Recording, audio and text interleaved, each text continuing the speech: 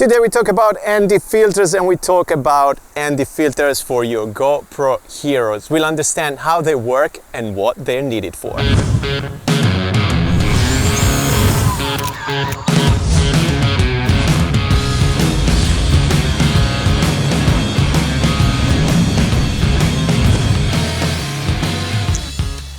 Hello beautiful, welcome to a new video. As I mentioned, today we are talking about ND filters, variable ND filters for your GoPro. I'm using today a GoPro Hero 8, and this set of filters is by Freewell. You can find a link in the description tab, but anyway, I want to tell you and explain what the ND filters are used for. So let's go back to basics a little bit. We need to talk about photography basics because ND filters are related to that. Now, when we talk about photography and videography, there's something called the exposure triangle. So exposure is literally how bright your image will look, because the image is going to be exposed for a certain amount of time to the light. Now, this light entering your camera, your sensor, can be stopped or enhanced by three things. One is the ISO, which is kind of a digital enhancement of light. Then we have the shutter speed, which is the exposure time, so how long our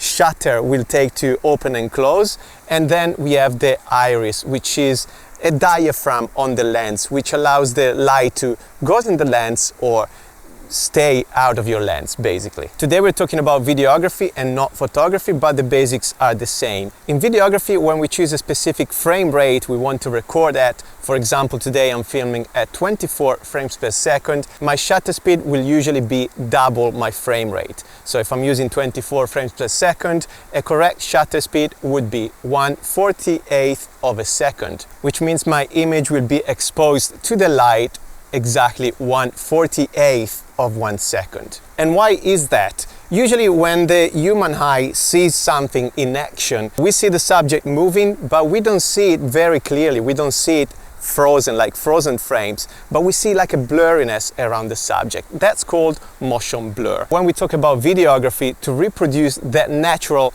motion blur of an action of a subject, we want to choose a specific frame rate and use a shutter speed which is double that frame rate. In certain situations, especially darker light conditions, we are able to manipulate and choose the amount of light entering the sensor, keeping a correct motion blur, a natural motion blur. But for certain instances, like today in a bright day where there's so much light going inside my sensor already, well, that's when we need an ND filter. Simply put, ND filters are sunglasses for your lenses. Check this Magnum.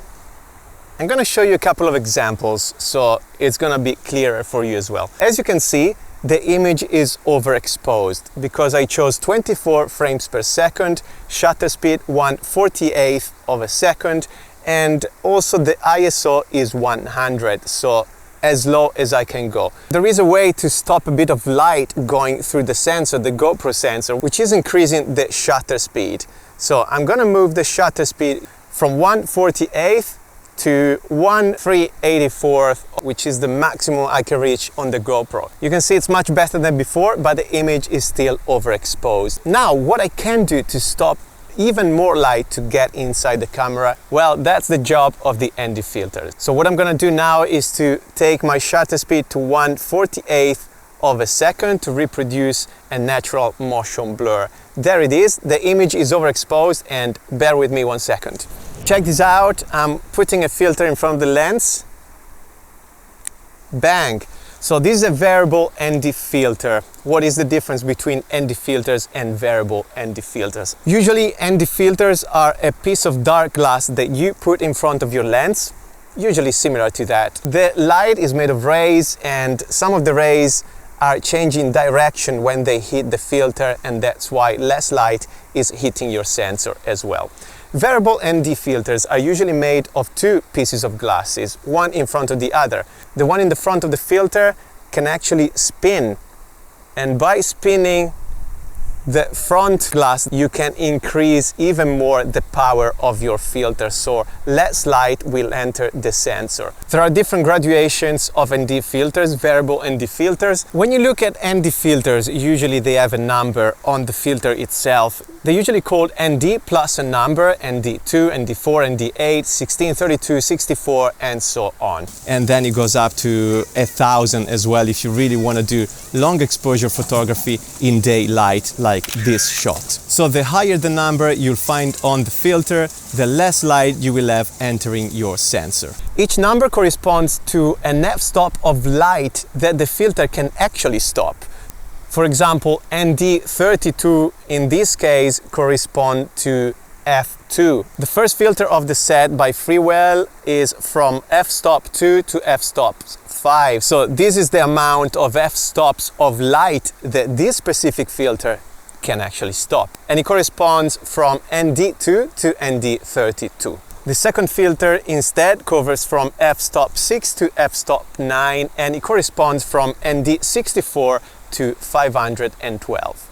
So it's definitely darker than the first filter of the set. And once again, I want to show you the difference. So right now I'm using the f-stop 2 at ND2.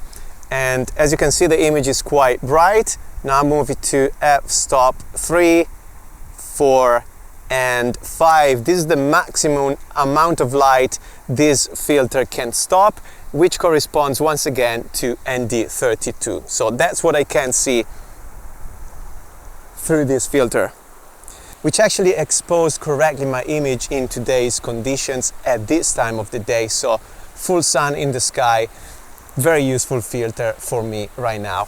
Now let's change the filter and you will see the difference there. So I keep recording and I'm adding the second filter, as I mentioned, from f-stop 6 to f-stop 9, and I'm going to f-stop 6, which corresponds to ND64. So the image is a bit darker than ND32, of course, because less light is going through the sensor. It's still correctly exposed, maybe a bit dark.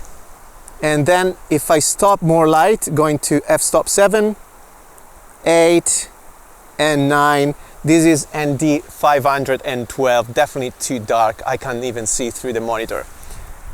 Let's see if I face the sun. That's the only way to use this filter, but yeah, just to create some silhouette, not very useful for me right now. Let's talk about this set of filters, which is by Freewell, as I mentioned, and Freewell doesn't have anything to do with this video. I just purchased the filters last summer. I found them very useful. The quality is great, actually. The build is great. They cover me in any kind of situation. So very bright days as today. You can also do some long exposure photography if you wanted to.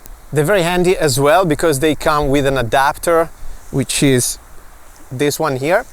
So it fits exactly around the corner, the top left corner of your GoPro, and it comes off very easy like that, and you just put it back on around the lens.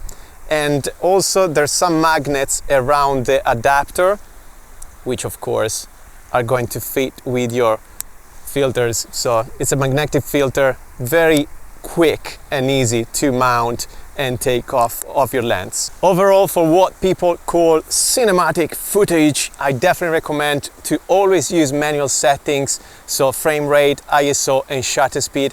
And I recommend also the ND filters. Variable ND filters are great because you have different filters in one, basically. You can cover, again, from ND2 to ND32 in a filter, and then from ND64 and over with a second filter. So instead of having 8 different filters, for example, you can carry 2 and they will work exactly the same way. And that's all for today. I hope the video was helpful to make you understand what ND filters are used for. If you want to know more about video making, video editing, or the content production, go and hit the subscribe button. This is my job. I've been a professional for 15 and more years, so I have a bit of experience to share with you guys, and I can't wait to share more with you. So consider to subscribe, hit the like button, and I can't wait to see you in the next video. Also consider to check my online courses, video making and video editing courses. I have thousands of students already, so I can't wait to see you there either.